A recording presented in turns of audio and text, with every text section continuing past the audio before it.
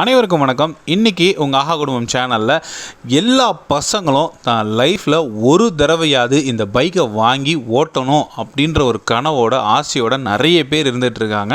அப்படிப்பட்ட ஒரு வண்டி தான் ராயல் என்ஃபீல்டு 350cc. இந்த வெஹிக்கிளை நிறைய பேர் வாங்கி ஓட்டி ஆகணும். லாங் ட்ரைவ் போகிறவங்களாம் இந்த வண்டியை பயங்கரமாக ப்ரிஃபர் பண்ணுவாங்க. ஆனால் அந்த வண்டியை வாங்கி மெயின்டைன் பண்ண தெரியாமல் மெயின்டைன் பண்ணி எவ்வளோலாம் செலவு வருது, எவ்வளோலாம் செலவு விற்கும், அந்த இன்ஃபர்மேஷன் தான் இந்த வீடியோவில் நீங்கள் பார்க்க போகிறீங்க.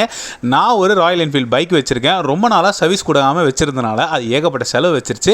ஸோ அதை எவ்வளோ அழகாக நீட்டாக சர்வீஸ் பண்ணுறாங்க அப்படின்றத இந்த வீடியோவில் நீங்கள் பார்க்க போகிறீங்க. அது மட்டும் இல்லாமல் ராயல் என்ஃபீல்டோட கொஞ்சம் ஹிஸ்ட்ரி ப்ளஸ் மெயின்டெனன்ஸ் எப்படி பண்ணுறது, அதை பராமரிப்பது எப்படி அப்படின்ற வீடியோ தான் இதில் பார்க்க போகிறீங்க. வாங்க வீடியோக்குள்ளே போகலாம்.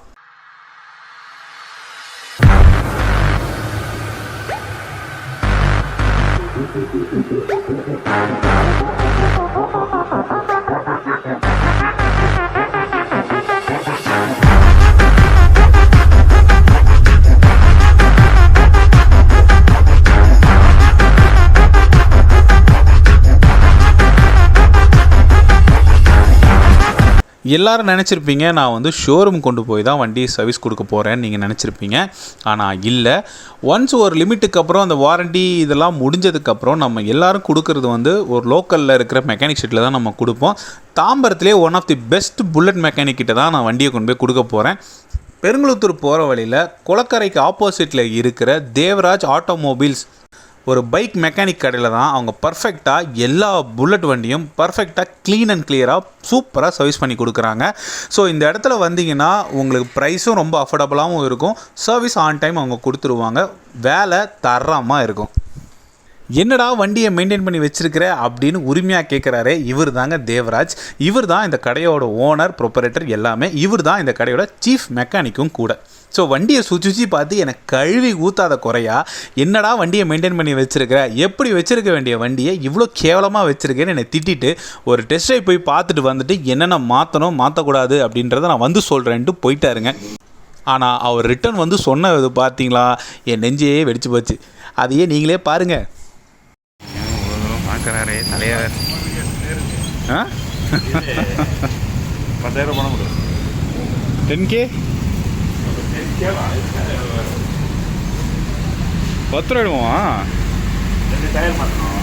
ஐயோ, செல்ஃப் மோட்டர் மாற்றணும். டயர் செல்ஃப் மோட்டர் மட்டுமே.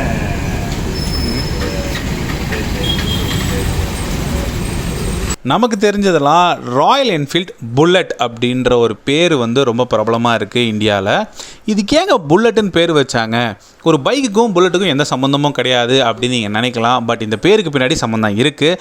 என்னன்னு கேட்டிங்கன்னா, இந்த கம்பெனி முதல்ல பிரிட்டிஷ் ஆர்மிக்கு கன் மேனுஃபேக்சரிங், அதாவது அந்த டைமில் ரைஃபிள் மேனுஃபேக்சரிங் தான் முதல்ல இவங்க பிஸ்னஸாக இருந்திருக்கு.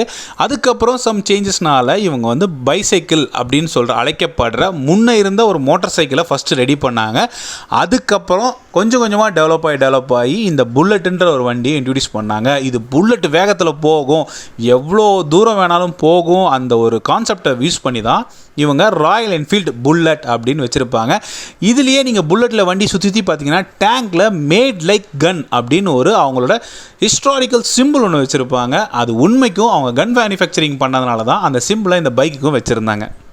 ஸோ கேட்டிங்கள்ல, கிட்டத்தட்ட 10,000 ரூபாய்க்கு எனக்கு எஸ்டிமேட் கொடுத்துருக்கிறாரு. அவர் சொன்னது ஃபஸ்ட்டு எனக்கு ஷாக்காக இருந்தாலும், ரெண்டாவது அதை யோசிக்கும் போது தான் இது நிறைய செலவு வைக்கிற வண்டி அப்படின்ற விஷயம் இங்கே நான் பதிவு பண்ணுறேன். ஏன்னா எல்லா பேர் பார்ட்ஸுமே கொஞ்சம் காஸ்ட்லி தான். எல்லாமே குவாலிட்டியான ப்ராடக்ட்ஸ்னால கொஞ்சம் ரேட்டு கொஞ்சம் ஜாஸ்தியாக தான் இருக்கும். எனக்கு டயரு, செல்ஃப் மோட்டரு, இன்ஜினை பிரித்து பார்க்க வேண்டிய வேலைலாம் இருக்குதுன்னு சொன்னதுனால நானும் அந்த காஸ்ட்டுக்கு அக்செப்ட் பண்ணிக்கிட்டேன்.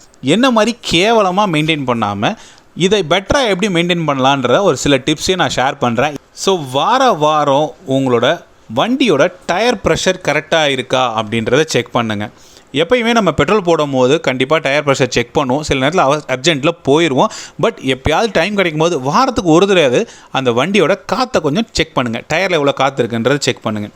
அது மட்டும் இல்லாமல் அப்பப்போ ரெகுலராக உங்களோட செயினை நீங்கள் லூப்ரிகேட் பண்ணணும். லூப்ரிகேட்னா க்ளீன் பண்ணணும். ஏன்னு கேட்டிங்கன்னா, நமக்கு செயின் கார்டு கிடையாது புல்லட்டுக்கு. ஸோ ஓப்பனாக இருக்கிறதுனால நிறைய டஸ்ட்டு அந்த க்ரீஸில் போய் உட்காந்துக்கும். உள்ளே உட்காரதுனால உள்ளே இருக்க அந்த ஸ்பர்கீரோட தேய்மானம் நிறைய ஆகும். அதனால் அப்பப்போ செயின் டைட் பண்ணி செயினை லூப்ரிகேட் பண்ணிக்கிங்க. அது மட்டும் இல்லாமல் மாதத்துக்கு ஒரு தடவையாவது வண்டியை வெளியே ப்ரெஷர் வாஷர் கொடுத்து வண்டியை கொஞ்சம் க்ளீன் பண்ணுங்கள். நம்ம வீட்டில் நம்ம கழுவுறது கரெக்டு தான், பட் ப்ரெஷர் வாஷர் வச்சு நீங்கள் க்ளீன் பண்ணிங்கன்னா தேவையில்லாமல் இருக்க க்ரீஸு அழுக்கு இதெல்லாம் வந்து அந்த செயின் கார்டை சுற்றி இருக்கும். அதே மாதிரி இன்ஜின் கேஸுக்கு மேலே சில க்ரீஸு அந்த ஆயிலெலாம் லீக் ஆகிருக்கும். அதெல்லாம் வாஷ் அவுட் பண்ணுறதுக்கு உங்களுக்கு ப்ரெஷரைஸ் வாஷர் இருந்தால் மட்டும்தான் யூஸ் ஆகும். வீட்டில் இருந்தால் நீங்களே யூஸ் பண்ணிக்கிங்க. இல்லையா வெளியே கடையில் கொடுத்தீங்கன்னா ஒரு 150-200 சார்ஜ் பண்ணுவாங்க, நீட்டாக க்ளீன் பண்ணி கொடுத்துருவாங்க. உங்களுக்கு மெயின்டைன் பண்ணுறதுக்கும் நல்லா யூஸ்ஃபுல்லாக இருக்கும். அதே மாதிரி மிக முக்கியமான ஒரு விஷயம், வண்டியில் ஏதாவது ஒரு ஸ்பேரோ இல்லை ஏதாவது ஒரு ஐட்டம் ரிப்பேர் ஆகிடுச்சுன்னா அதை உடனே எவ்வளோ சீக்கிரம் உடனே அதை மாற்ற முடியுமோ மாற்றிருங்க. இல்லை பரவாயில்ல பார்த்துக்கலான்னு விட்டிங்கன்னா அது இன்க்ரீஸ் ஆகி உங்களுக்கு மொத்தத்தில் என்ன மாதிரி பட்ஜெட்டில் ஒரு 10,000 15,000 வந்து நின்றோம். ஸோ உங்களால் அதை காஸ்ட் ரெடியும் பண்ண முடியாது. கிரெடிட் கார்டு இல்லைனா இஎம்ஐ மாதிரி தான் நீங்கள் போட வேண்டியது வரும். ஸோ ரெகுலராக எப்படியாவது இண்டிகேட்டர் உடஞ்சிருச்சு இல்லை சாவி மாற்றணும், அது 200 1000 பார்க்காதீங்க, உடனே சேஞ்ச் பண்ணிடுங்க. இல்லைனா உங்களுக்கு பெரிய செலவில் வந்து நிற்கும். ஸோ இவங்க பைக் ரிப்பேர் மட்டும் இல்லை, பைக் மாடிஃபிகேஷனும் பண்ணித்தராங்க. ஸோ நீங்கள் இப்போ பார்த்துட்ருக்கிறது ஒரு தண்டர்பர்ட் புது மாடல். ஸோ இதில் சம் டீட்டெயிலிங் அண்ட் மாடிஃபிகேஷனும் பண்ணியிருக்காங்க, பார்க்க அழகாகவும் இருக்குது. ஸோ பைக் கொடுத்த 2ஆவது நாள் சும்மா இந்த பக்கம் வந்தேன். சரி பைக் என்ன கண்டிஷனில் இருக்குது அப்படின்னு பார்க்கலான்ட்டு உள்ளே போனால் எனக்கு வந்து என்ன சொல்கிறதுனே தெரியல. அதையும் நீங்களே பாருங்கள், என்ன கண்டிஷனில் என் பைக் இருக்குன்றதை நீங்களே பாருங்கள். அவர் எல்லாத்தையும் தனித்தனியாக பிரித்து ஃபுல்லாக எல்லா ஸ்பேர்ஸையும் ரிமூவ் பண்ணி வச்சுருந்தாரு. என் வண்டி தானா இதுன்னு அப்படின்னு எனக்கே ஷாக் ஆயிடுச்சு. ஸோ இந்த அளவுக்கு சர்வீஸ் இருக்கும் அப்படின்னு நான் எதிர்பார்க்கல. ஏன்னா இன்ஜின் ஃபுல்லாகவே ரிமூவ் பண்ணிட்டாரு. ஸோ ரிமூவ் பண்ணி அவர் அசம்பிள் பண்ணுற விதமே வந்து வேறு லெவலாக இருந்துச்சு. இதுதான் ஃபர்ஸ்ட் டைம் ஒரு புல்லட்டோட இன்ஜினை ஃபுல்லாக கம்ப்ளீட்டாக டிஸ்அசம்பிள் பண்ணி அதை ரீஅசம்பிள் பண்ணுறதை நான் நேரில் பார்க்குறேன். பார்த்தீங்கன்னா அவ்வளோ ஸ்பேர்ஸ் அவ்வளோ கியர்ஸ் இருந்தது. ஸோ நம்ம வந்து பைக்கை ஓட்டுறது மட்டும்தான் நமக்கு நல்லாவே தெரியுது, அதுக்குள்ளே இவ்வளோ காம்போனன்ட்ஸ் இருக்குது, இவ்வளோ இன்ஜின் பார்ட்ஸ் இருக்குது அப்படின்றத நேரில் பார்க்கும்போது ரொம்ப ஷாக்கிங்காக இருந்தது. அடுத்து ஒரு இம்பார்ட்டண்ட்டான டிப்ஸ் என்னன்னு கேட்டிங்கன்னா இன்ஜின் ஆயில் சுத்தமாக மெயின்டைன் பண்ணலன்னா இந்த நிலமை தான் உங்களுக்கு வரும். நான் இன்ஜின் ஆயிலை ப்ராப்பராக மெயின்டைன் பண்ணலை, இன்ஜின் ஆயில் ரொம்ப லோவாக போயிடுச்சு. அதனால் ஓவராலிங் பண்ண வேண்டிய சுச்சுவேஷன் வந்துடுச்சு எனக்கு. ஸோ அதனால் அவர் பண்ணிக்கிட்டு இருக்காரு. இன்ஜின் ஆயில் மெயின்டைன் பண்ணுறது ரொம்ப ஈஸி. கீழே நம்ம பிரேக்குக்கு பக்கத்துலேயே இன்ஜின் கீழே ஒரு சின்னதாக ஒரு கண்ணாடி இருக்கும். அந்த கண்ணாடியில் இன்ஜின் ஆயில் லெவலும் இருக்கும், அதை நீங்கள் பார்க்கலாம். உங்களுக்கு அது தெரியல அப்படின்னா மெக்கானிக் ஷெட்டில் கொண்டு போய் கொடுத்தீங்கன்னா அவரே பார்த்து சொல்லிடுவார். மற்றது எதுவுமே உங்களுக்கு பெருசாக சேஞ்சஸ் வராது. இன்ஜின் ஆயிலும் பிரேக்கு செயின் இந்த 3 விஷயத்தை நீங்கள் ரெகுலராக மெயின்டைன் பண்ணாலே போதும், பைக் கரெக்டாக இருக்கும், மைலேஜும் நல்லா தரும் உங்களுக்கு. இது பைக் ரிப்பேர் கொடுத்த 5ஆவது நாள். ஸோ 5ஆவது நாள் இன்ஜின்லாம் பிரித்ததுனால கொஞ்சம் டிலே ஆகிடுச்சு. ஸோ 5ஆவது நாள் டெலிவரி எடுக்கலாம் அப்படின்ட்டு போயிட்டு இருந்தேன். ஸோ எப்படி இருக்க போகுது வண்டின்ற ஒரு எக்ஸைட்மெண்ட்டோடு போயிருந்தேன். வேறு லெவலாக இருந்துச்சு, அதையும் நீங்களே பாருங்கள். ஏன் வண்டியா இது அப்படின்ற அளவுக்கு சும்மா பலன்னு சூப்பராக வந்து நின்றுருந்து வண்டி. என்னென்னு பார்த்தீங்கன்னா எனக்கு ஏற்கனவே இருந்த ஹேண்டில் பார் வந்து ஒரு கம்ஃபர்ட் இல்லை, சும்மா ஒரு ஸ்டைலிஷ்காக ஹேண்டில் பார் போட்டேன். என்ன இருந்தாலும் புல்லட்டோட ஹேண்டில் பார் தான் இது. நான் போட்டிருக்கிறது வந்து கிளாசிக் 350 ஹேண்டில் பார். இந்த ஹேண்டில் பாரை வந்து நான் ஸ்பெசிஃபிக்காக வேணும்னு சொல்லி கேட்டேன். ஸோ இந்த ஹேண்டில் பார் எனக்கு வேணும்னு சொல்லி கேட்டு அவரை போட சொல்லியிருந்தேன். ஏன்னு கேட்டிங்கன்னா கொஞ்சம் டிரைவிங் கம்ஃபர்ட் நல்லாயிருக்கும். கிளாசிக் 350 வந்து ஒரு ஷார்ட்டான ஹேண்டில் பார் தான் வரும். ஸோ கொஞ்சம் ஃபேமிலிலாம் வச்சுருக்கீங்க, குழந்தைலாம் வச்சுருக்கீங்கன்னா ஓட்ட முடியாதுன்ற ரீசனுக்காக என் ஃப்ரெண்டு ஒருத்தர் சஜஸ்ட் பண்ணார். அதனால் இந்த ஹேண்டில் பார் வேணும்னு சொல்லி கேட்டிருந்தேன். ஸோ எல்லா சேஞ்சஸும் பர்ஃபெக்டாக பண்ணிட்டாங்க. ஃப்ரண்ட்டில் நான் வந்து இந்த ஹெட்லாம்புக்கு மேலே இருக்க அந்த சில்வரை எடுத்துகிட்டு எனக்கு பிளாக் வேணும் அப்படின்னு கேட்டிருந்தேன். அதை மிஸ் பண்ணிட்டாங்க. ஸோ அதையும் ரீப்ளேஸ் பண்ண ஆரம்பிச்சிட்டாங்க. ஸோ ரீப்ளேஸ் பண்ணதுக்கப்புறம் வண்டி வேறு லெவலாக இருந்ததுக்கு வேலை செஞ்சுருக்காங்கல்ல, அதுக்கு பில்லான டைம் வந்துருச்சு. ஸோ பில்லை வந்து என்கிட்ட கொடுத்தாரு. நான் பில்லை பார்த்தோன்னே மறுபடியும் அப்படியே ஷாக் ஆகி தான் பார்த்தேன். கிட்டத்தட்ட நியரிங் டு 11,000 கிட்ட வந்துருச்சு. ஏன்னு கேட்டிங்கன்னா சடனாக ப்ரைஸ்லாம் கொஞ்சம் இன்க்ரீஸ் ஆகிடுச்சுமா அப்படின்னு சொன்னார். அதுலேயும் சம் டிஸ்கவுண்ட்டும் எனக்கு கொடுத்தாரு. அதையும் வாங்கிட்டு பேமெண்ட்டையும் முடிச்சுட்டு வெளியே வந்துறதுக்குள்ளே இருட்டாகிடுச்சு. ஸோ பைக்கை டெலிவரி எடுத்துடலாம்.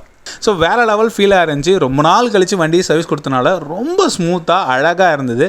சவுண்டு பீட் வேறு லெவலாக இருந்தது. ஸோ நைட் டைமில் பார்த்ததோட டே டைமில் பார்க்குறதுக்கு வண்டி பலன்னு புதுசாக சூப்பராக இருந்தது. ஸோ இந்த வீடியோ உங்களுக்கு யூஸ்ஃபுல்லாக இருக்கும்னு நான் நம்புகிறேன். இந்த வீடியோ உங்களுக்கு பிடிச்சிருக்கும்னு நான் நினைக்கிறேன். இந்த வீடியோ உங்களுக்கு பிடிச்சிருந்தா லைக் பண்ணுங்கள், ஷேர் பண்ணுங்கள், கமெண்ட் பண்ணுங்கள், மறக்காமல் சப்ஸ்கிரைப் பண்ணுங்கள் ஆஹா குடும்பம் சேனலுக்கு. நன்றி, வணக்கம்.